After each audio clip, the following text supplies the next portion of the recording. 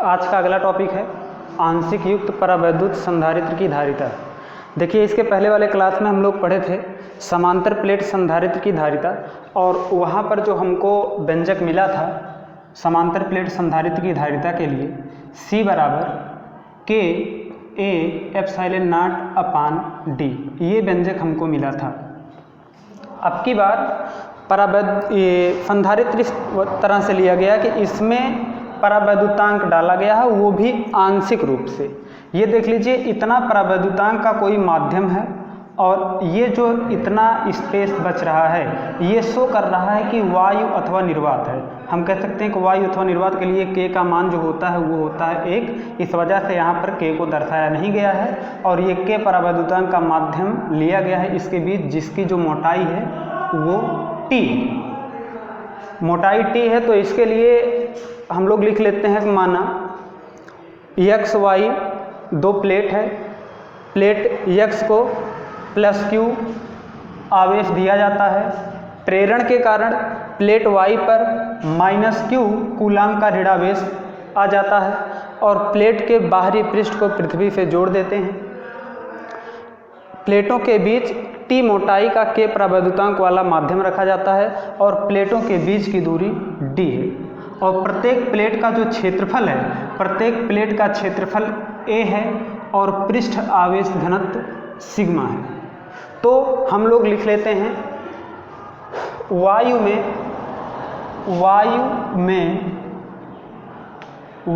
में वैद्युत क्षेत्र की तीव्रता, अगर आपसे पूछा जाए कितना होगा वैद्युत क्षेत्र की तीव्रता, तो वायु के लिए वैद्युत क्षेत्र की तीव्रता हम लोग कह सकते हैं, मान लेते हैं ई नाट है, ई नाट बराबर सिग्मा अपान एप्सिलॉन नॉट। ई नाट बराबर सिग्मा, देखिए ये गॉस थ्योरम में बताया गया है, सिग्मा अपान एप्सिलॉन नॉट किन्हीं दो प्लेटों के बीच वैद्युत क्षेत्र की तीव्रता। और अगर इस ई नाट का मान हम लोग देखें तो सिग्मा किसके बराबर होता है, सिग्मा होता है Q अपान A। तो लिख सकते हैं e not equal to Q upon A epsilon not. अगर इसी माध्यम में इंटेंसिटी निकालना हो तो माध्यम में इंटेंसिटी कितनी निकलती है, मान लेते हैं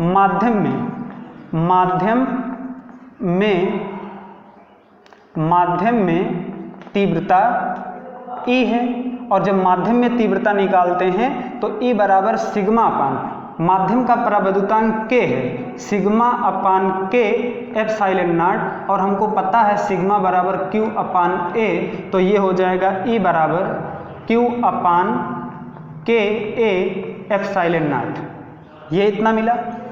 अब विभव निकाल लेते हैं। विभव निकालने के लिए भी देख लीजिए, एक बार विभव हम वायु में निकालेंगे।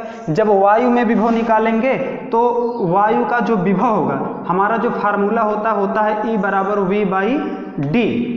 D क्या होता है, प्लेटों के बीच की दूरी। लेकिन वायु में अगर हम लोग लेते हैं, वायु में इंटेंसिटी कितनी है E नाट, विभव को मान लेते हैं वायु में V1, और दूरी कितना है देख लीजिए वायु में ये पूरी दूरी D है और ये परावैद्युतांक की जो मोटाई है वो T है।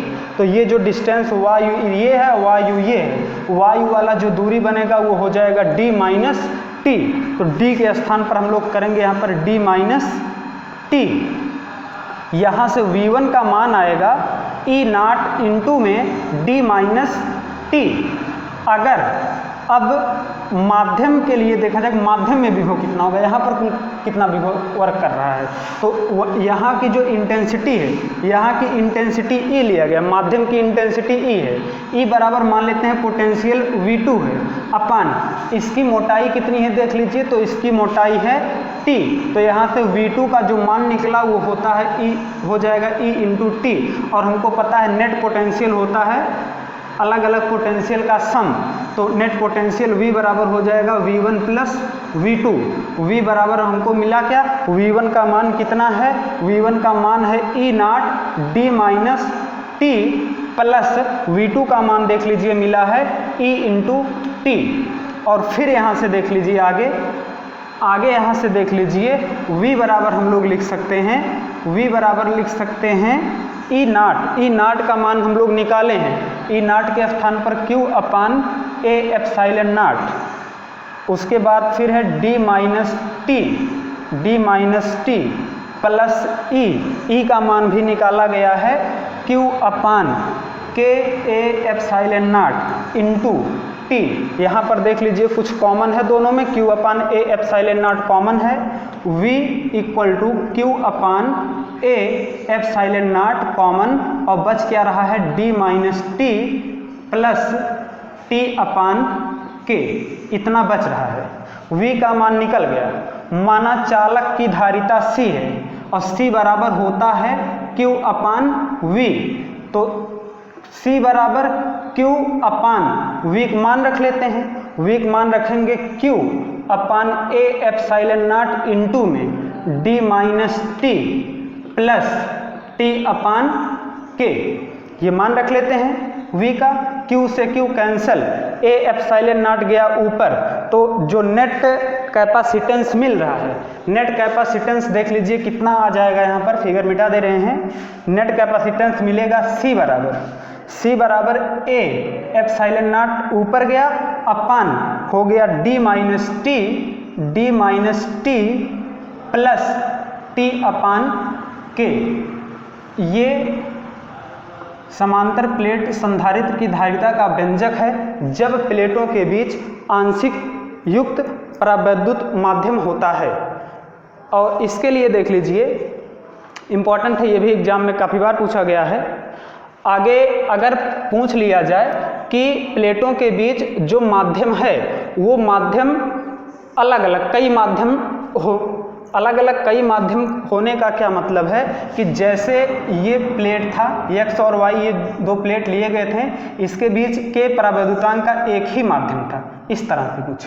अब और माध्यम इसी में ले लिया जाए, ये K1 मान लिया जाए और माध्यम ले लेते हैं दूसरा, ये K2 का है और ये K3 का है, अलग अलग माध्यम रखा गया है और इसकी मोटाई T1 है, T2 है, T3 है। तब व्यंजक क्या होगा, तब व्यंजक देख लीजिए क्या हो जाएगा, वहां से देखिएगा c बराबर a अपान एप्सिलॉन नाट है, a अपान एप्सिलॉन नाट लिख लेते हैं, अपान d क्या था, प्लेटों के बीच की दूरी, d माइनस t होता था परावैद्युतांक की मोटाई, और परावैद्युतांक की मोटाई है T1 T2 T3, तो लिख लेते हैं T1 कुल मोटाई कितना हो जाएगा, T1 plus T2 plus T3, अगर और है तो एंड सो ऑन कर सकते हैं। ये आपका इतना हो गया plus T1 upon K1 plus T2 upon K2 plus T3 upon K3 and so on, अगर और मीडियम है तो इस तरह से ये हमारा व्यंजक मिल जाएगा।